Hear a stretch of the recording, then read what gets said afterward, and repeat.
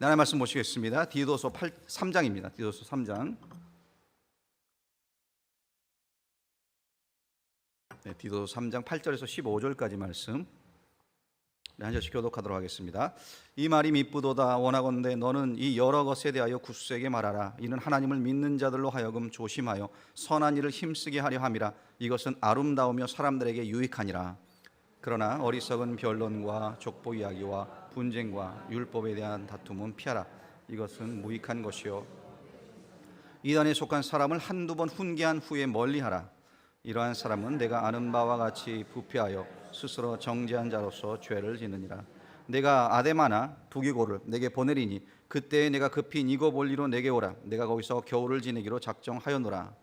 율법교사 세나와 및 아볼로를 급히 먼저 보내어 그들로 부족함이 없게 하고 또 우리 사람들도 열매 없는 자가 되지 않게 하기 위하여 필요한 것을 준비하는 좋은 일에 힘쓰기를 배우게 하라. 나와 함께 있는 자가 다 내게 무난하니 믿음 안에서 우리를 사랑하는 자들에게 너도 무난하라. 은혜가 너희 무리에게 있을지어다. 아멘. 오늘 본문 말씀은 디도서의 마지막 종결 부분입니다. 그동안 우리가 이 디도서의 말씀을 함께 나누었는데요. 오늘 드디어 이 디도서를 마치게 됩니다. 간단히 그 내용을 정리해드리면 디도서는 이 그레데 섬이라는 곳에 세워진 개척교회, 새교회, 아직 어린 교회죠. 이 교회에서 목회하던 디도에게 바울이 목회적 가르침을 주기 위해 보냈던 편지다라고 볼 수 있습니다. 이제 때가 되어서 이제 장로도 교회에 세워야 되고요, 집사도 세워야 했습니다. 좀 더 성숙한 교회로 그 모습을 갖추어야 됐고 또 이 지역 사회의 복음도 전해야 했어요. 그래서 1장에 보게 되면 성도가 이 교회와의 관계 속에서 어떤 자세로 신앙생활을 하고 또 알아야 할 교리는 무엇인지를 중심으로 기록을 했습니다.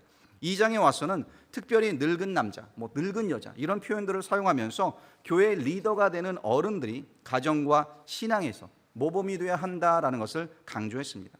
그리고 지난주 우리가 살펴본 이 3장 앞부분에서는요, 성도는 살고 있는 그 사회 속에서 모범 시민이 되고 또 좋은 이웃이 되어야 한다라는 것을 보았어요.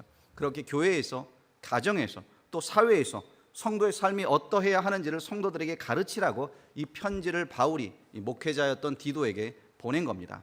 자, 이제 이 편지를 마무리하면서요, 다시 한번 바울은 디도에게 하나님의 말씀을 굳세게 선포하라고 권면하고 있습니다.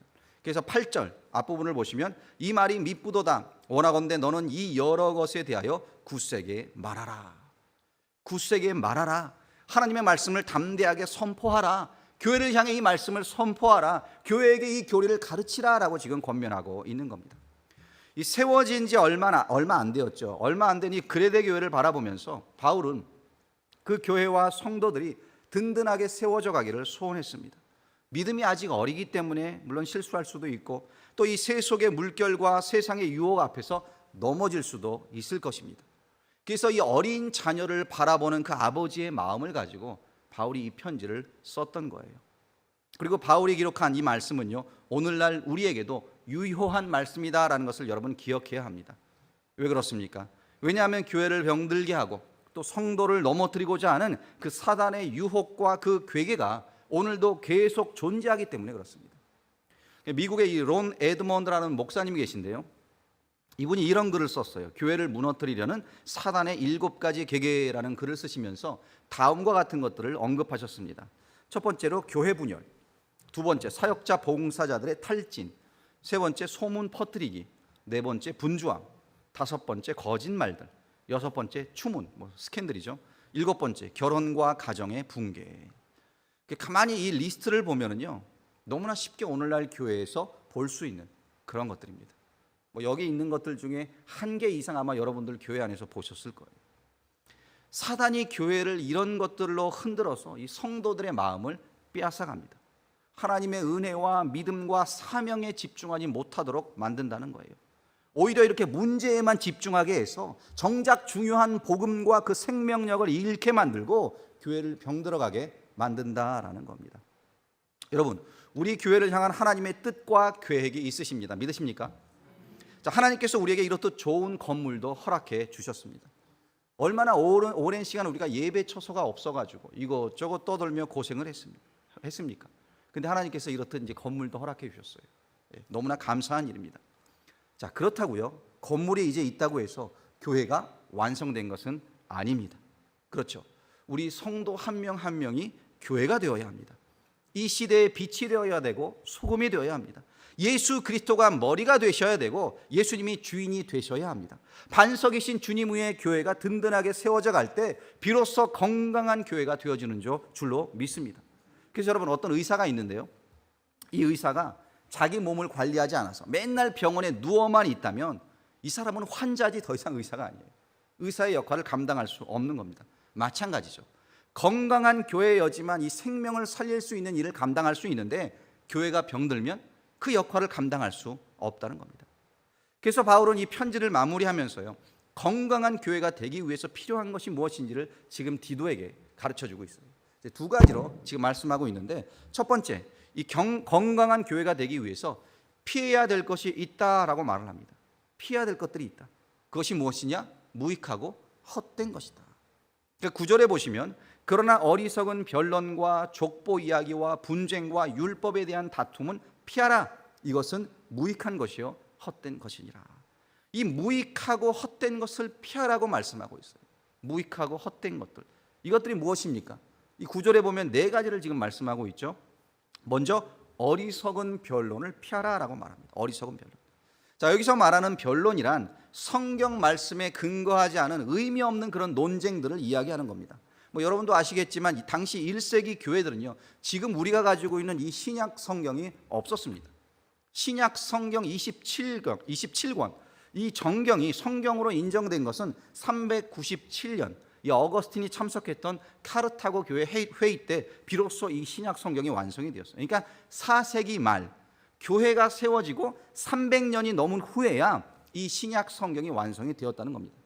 자, 그렇다 보니까요, 이 초대교회들이 성도들이 신앙생활을 할 때 무엇을 사용했는가 하면 그들에게는 이 구약 성경하고 또 당시 사도들이 보냈던 그 편지들, 그런 글들밖에 없다는 거예요. 그걸로 복음을 배우고 신앙생활을 하고 있었습니다. 자, 그렇다 보니까 이 완성된 성경이 없다 보니까 이 복음과는 별로 상관없는 그런 논쟁들이 많이 있었다는 겁니다.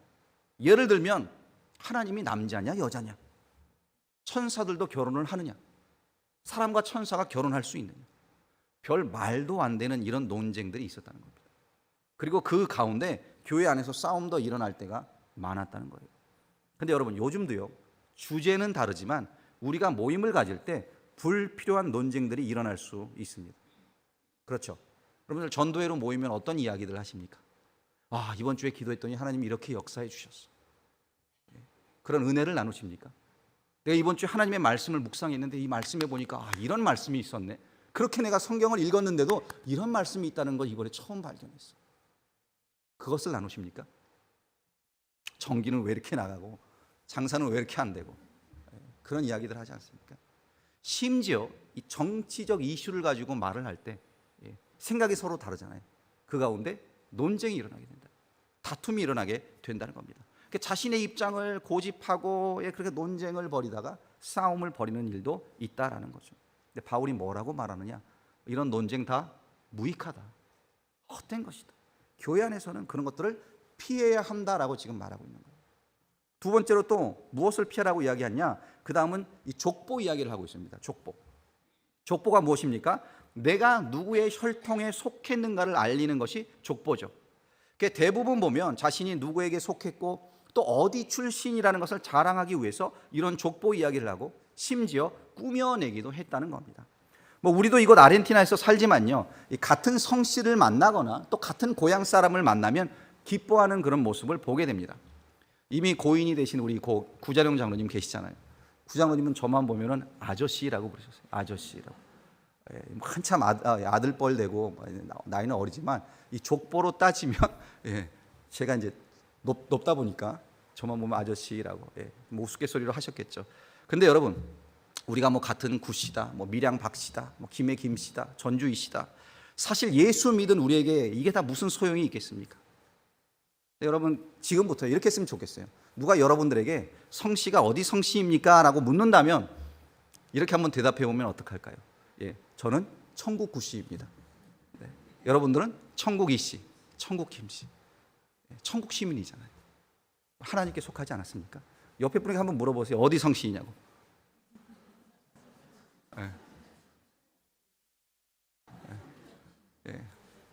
그렇습니다, 여러분. 우리가 천국 백성이 되었다면 이 땅의 족보는 더 이상 중요하지 않아요. 의미가 없는 겁니다. 자, 세 번째로 피할 것은 분쟁이다라고 바울이 말씀하고 있습니다. 분쟁은 말 그대로 싸우고 다투는 거죠. 사실 이것은 이미 앞에서 언급된 어리석은 변론이라든지 족보 이야기, 그런 것들 때문에 생기는 겁니다. 서로 같은 생각을 가진 사람들끼리 파당을 만들고, 또 같은 출신, 같은 소속이라고 분열을 만들고, 그렇게 교회 안에 분쟁이 생기게 된다는 거예요. 그런데 이런 분쟁 또한 어리석고 무익하다. 그렇기 때문에 피해야 된다라고 말하고 있는 겁니다. 그리고 네 번째로 피해야 되는 것은 율법에 대한 다툼이다라고 말을 합니다. 이 당시 초대교회 안에는요, 율법 무용론자들이 있었고 또 율법 숭배자들이 있었어요. 그러니까 서로 극과 극의 사람들이었습니다.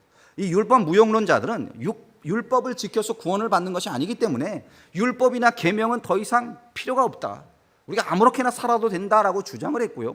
반대로 율법 숭배자들은 아니다, 율법의 어떤 조항들은 우리가 지켜야지만 구원을 받는다. 예를 들면 할례라든지, 그렇게 이야기하면서 행위 구원을 주장했던 그런 사람들이 있었다는 거예요. 근데 바울은요, 이 두 가지가 다 무익하다라고 이야기를 하고 있습니다. 우리가 구원을 얻는 것은 오직 믿음으로 말미암아 하나님의 은혜로 되었다라고 바울은 기록하고 있습니다. 아멘입니까? 바울이 지속적으로 그 사실을, 그 진리를 모든 서신들 가운데 강조하고 있어요. 이것이 믿음의 본질입니다. 우리가 믿음으로 말미암아 하나님의 은혜로 구원을 얻게 된다는 것, 그래서 구원을 얻는 데에는 다른 방법이 없다는 것. 자, 그렇지만 율법을 무시하며 아무렇게나 살아도 되느냐? 그것 또한 아니다라는 것을 바울은 가르쳐 왔어요. 우리가 읽고 있는 이 디도서, 묵상한 디도서 말씀에서도 계속 그것을 강조했습니다. 가정에서, 사회에서, 교회 안에서 우리가 어떠해야 되는지. 이렇게 율법은요, 우리가 죄인이라는 것을 알려주는 그런 거울의 역할을 함과 동시에 또 하나님이 어떤 삶을 원하시는지를 보여주는 그런 삶의 규례가 되는 거예요. 삶의 규범, 하나님의 백성된 우리가 어떻게 살아야 되는지, 무엇을 존중하고 지켜야 되는지를 가르쳐주는 그런 역할을 이 율법이 한다는 겁니다. 그렇기 때문에 이 율법 때문에 다투는 것, 싸우는 것, 그것 또한 무익하다라고 지금 바울이 말하고 있는 거예요. 그렇습니다. 이런 것들을 건강한 교회가 되려면요, 피해야 됩니다. 이런 것들은 다 땅에 속한 것들입니다. 자, 그러면 이렇게 피해야 되는 것들이 있다면 건강한 교회를 세우기 위해서 또 배워야 될 것들이 있는데 그것들이 무엇인가라고 또 바울이 이야기를 하고 있어요. 그래서 14절 말씀을 보시면, 14절 말씀 우리 한 목소리 한번 읽어볼까요? 14절입니다. 화면에 띄워주시면, 화면에 14절입니다. 시작. 또 우리 사람들도 열매 없는 자가 되지 않게 하기 위하여 필요한 것을 준비하는 좋은 일에 힘쓰기를 배우게 하라. 여기 보시면 좋은 일에 힘쓰기를 배워야 한다라고 말하고 있습니다. 여기서 말하는 좋은 일은요, 이 디도서 앞에도 보면 계속 바울이 선한 일이라는 말을 사용했어요. 같은 말입니다, 사실. 그러니까 선한 일, 이 선한 일을 배우는데 힘쓰기를 배워야 한다. 자, 그 선한 일이 무엇입니까?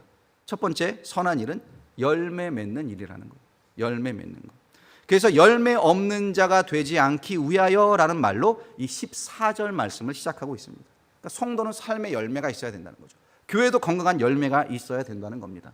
그래서 하나님께서 성도를 부르시고 교회를 세우셨을 때 하나님께서는 그 교회와 성도들을 향해 바라는 열매가 있다라는 겁니다.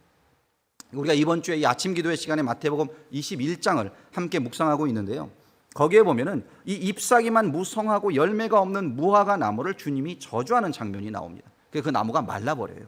그리고 또 오늘 아침에 묵상한 본문에 보면은 이 포도원 농부들이 있었는데 그들에게 열매를 요구하시는 그런 주님의 모습이 또 나오고 있습니다. 그런데 이 사람들이 그 열매를 바치기 싫다고 주인이 보낸 종들을 죽이고 그 아들까지 죽이는 그런 말씀이 나와요.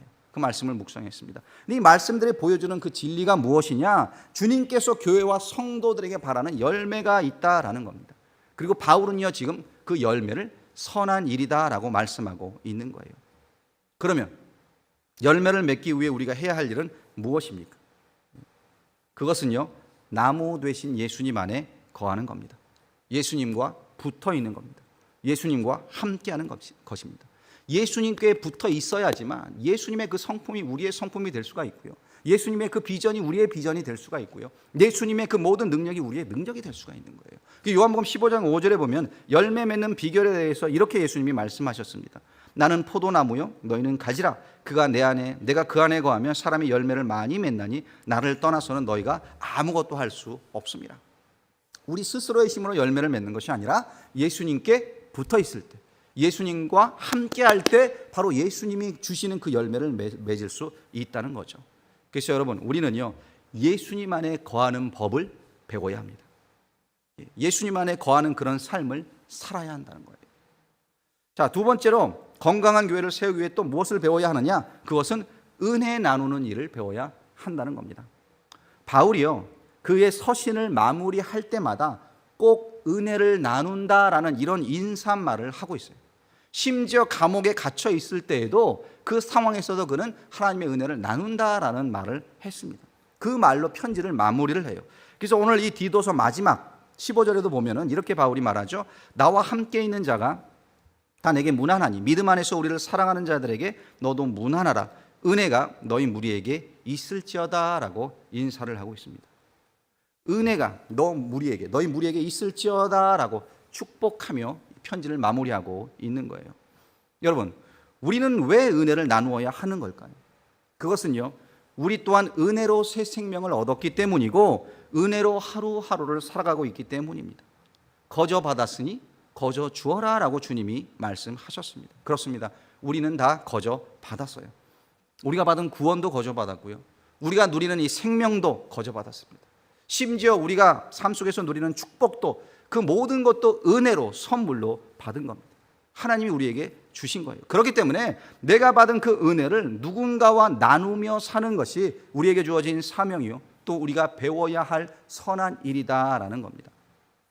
올해 우리 교회 표가 배우고 세우고 나누는 교회예요. 그렇죠? 우리가 말씀을 배우고 믿음으로 교회를 세우는 것 너무나 중요합니다.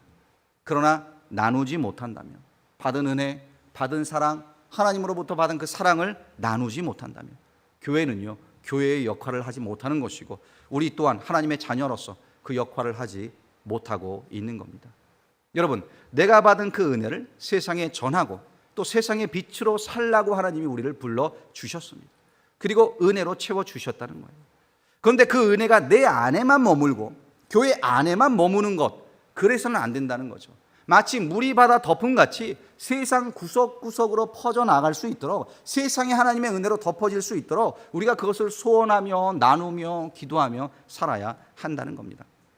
그래서 여러분이 누군가를 만나 인사를 나누고 또 대화를 나눌 때에도 여러분들을 통해 하나님의 은혜가 그 사람에게 흘러갈 수 있기를 축복합니다.